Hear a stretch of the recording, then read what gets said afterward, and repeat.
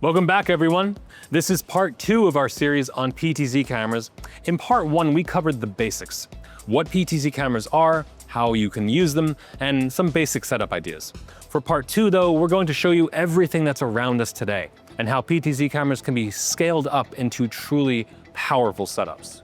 So almost everything around me is set up similarly to our normal live stream discussion panels. We take a broadcast-inspired approach that leans on a traditional video switcher, graphics inserts, and most importantly, clean, uncompressed video. So what we've got going on here today is a 4-camera setup. 3 of them are PTZOptics Move 4K cameras, and 1 of them is a Canon C80, which is what we normally use, and it's what I'm looking at right now. Everything is connected over SDI to a Blackmagic ATEM Studio HD8 ISO, which gives us broadcast-style switching. As we mentioned last time, PTZ cameras typically have a number of ways to get a video signal out, but let's say we wanted to integrate the Move 4Ks directly into our existing setup. We still want to use the majority of our gear, but we want the versatility of remote control operation. Today, for example, we're using a traditional camera instead of a PTZ in front of me because I have a teleprompter in front of it. But perhaps you just want one camera that remains handheld or even wireless, such as with a roaming camera operator. Sports in particular often mixes and matches tons of different cameras, so it's more common than you might think. We'll get back to matching them in a bit though. If we take a look at the actual signal flow we've got going on here, maybe you'll find some inspiration for your own multi-camera shoots. Now, as I said, every camera here is running SDI video to our ATEM switcher. Now, the Move 4Ks only output 1080p over 3G SDI, but that's okay here because our switcher only supports 1080p and we don't stream in 4K anyway. But one huge advantage of doing it this way is to record isolated feeds of every camera that we can then re-edit after the fact if needed.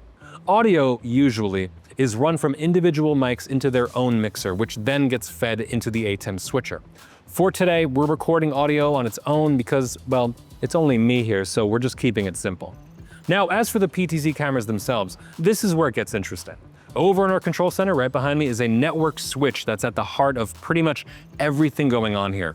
Each PTZ camera is connected over Ethernet to the switch, and what's special here is that the switch itself provides power over Ethernet, or PoE, to the cameras.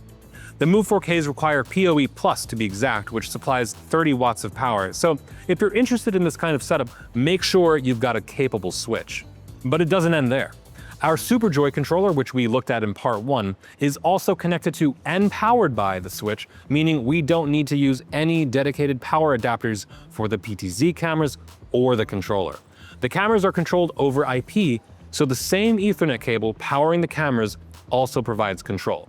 From the ATEM, we have a monitor dedicated to a multi-view screen, so the technical director always has a persistent view of every camera at all times for color matching and, of course, camera moves. The last part of our puzzle here is the stream itself. We're ingesting the video feed from the ATEM switcher into a laptop through a Blackmagic Ultra Studio capture device.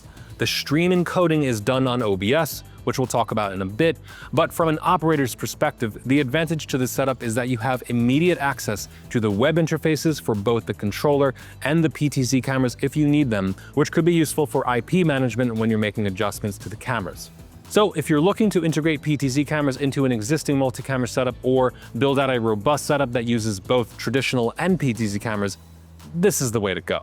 It's perfect for smaller studios that want to scale up, and because the PTZ cameras are IP controlled, they can be controlled and configured from across a local network. The setup is fairly self-contained, so you can use it for mobile productions as well, which is what we do here. We break this down and take it as we need. Now, in a case like this, you might be wondering how you could match the different cameras.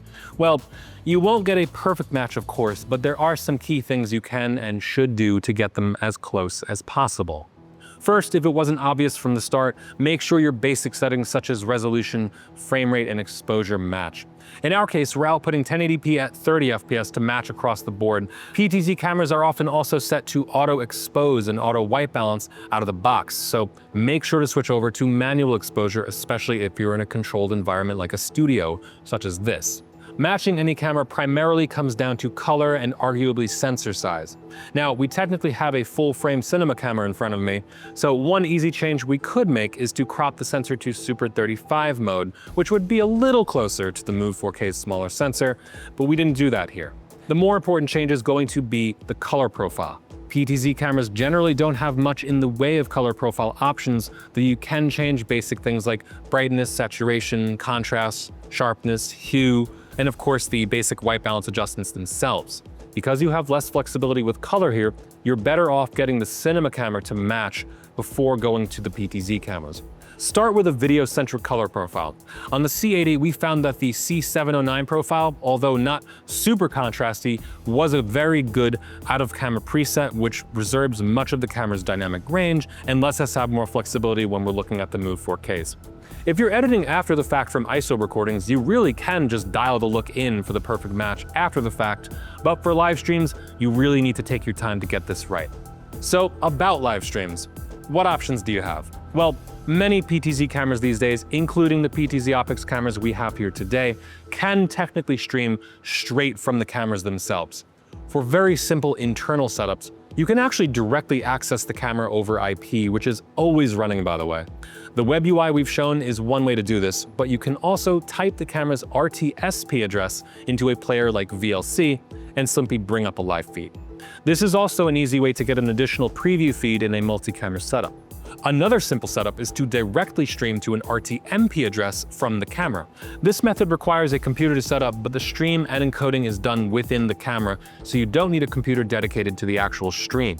For today's theoretical live stream, we're leaning on OBS, which is a hugely popular tool for small to mid-scale and even some larger scale productions. We capture the ATEM switcher's feed into our computer, which then encodes and streams the video with OBS.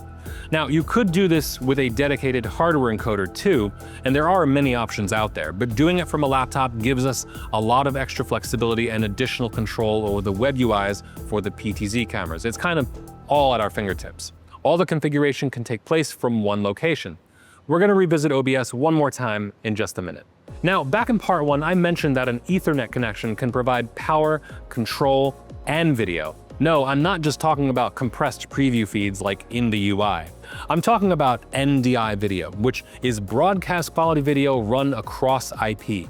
At the very least, it requires a gigabit switch to handle the necessary video data rates, and the more cameras you have running over NDI, the higher your bandwidth requirements become, so be sure your switch is capable of handling all of that data.